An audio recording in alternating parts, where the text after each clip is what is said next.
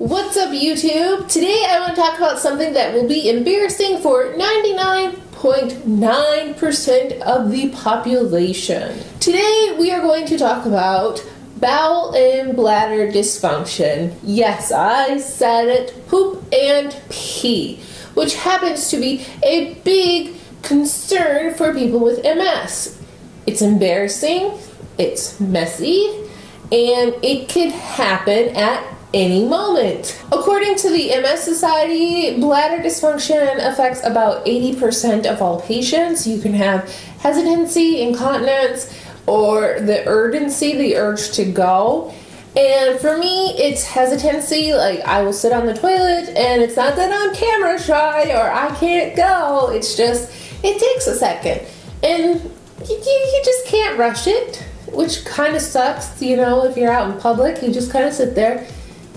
No, I'm not really waiting for you to leave so I can take a massive dump. I'm just trying to pee.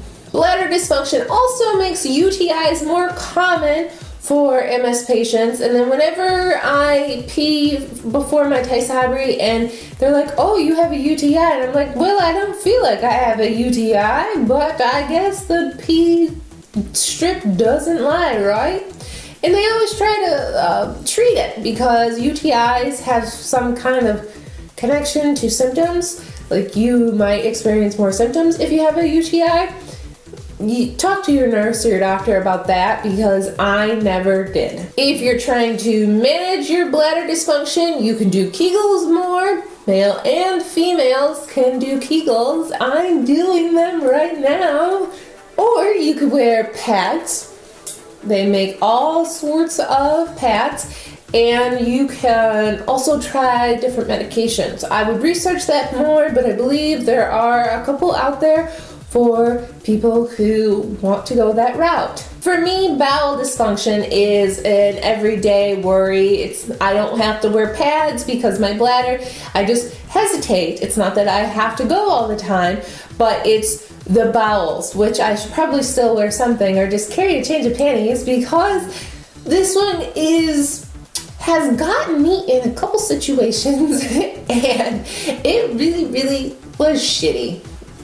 Literally, it was shitty. Back in the day, my neurologist recommended that I take a laxative. I was actually taking Miralax every single day, and I decided I really didn't like taking Miralax because I don't like taking medications that I just don't like taking any of them, to be quite honest with you. So I stopped, and it was helping, but it just wasn't helping enough that I would continue taking it, you know? A calculated risk kind of a thing. So then my neurologist started saying, you need to bowel train yourself, which is something that they do if a patient has come in with a spinal injury and you have to retrain yourself to go, or your body to go.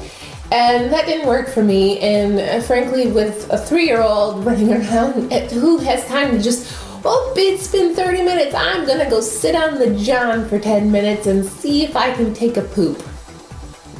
That just doesn't work in my day. Some patients' bowel dysfunction could be connected to constipation. Like, are you working out? Are you drinking enough water? Do you eat enough fiber every single day? Have you tried suppositories, enemas, stool softeners? Like, there are so many tools out there to help you poop.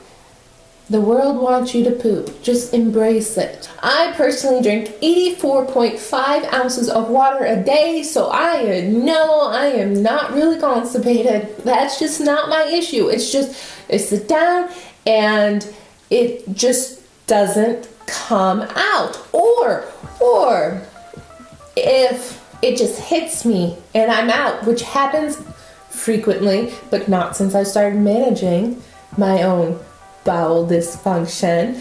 But I would turtle head out in public. Oh my goodness, it was horrible. I've been in Target before. I pooped my pants in Target. I've been walking around my road and I'm turtle heading, and it's really uncomfortable.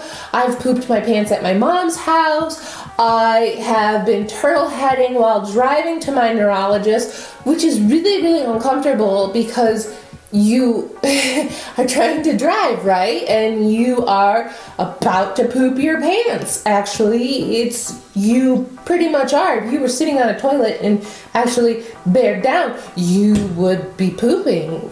But you hold it in, which is not what you're supposed to do. But when you're in the car, I mean, how many options do you really have? I have figured out the secret for me. It's my secret to managing my own bowel dysfunction. It works for me. It might be gross for you. And no, I am not trying to sell you anything. The secret has to do with the finger.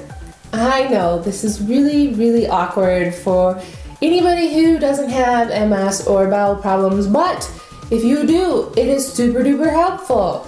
So what I do is I take like a baby wipe or some sort of wipe and I put it on my finger and I just stick my finger up my butt and I relax to the point where the extra finger, and if you just kind of wiggle it around a little bit, then you will feel your muscles just relax, and then you are able to have a bowel movement. And I know that's kind of scary to a lot of people. The first time I told Michael that that's what I was doing so that I didn't have any more accidents in public, he was like, what?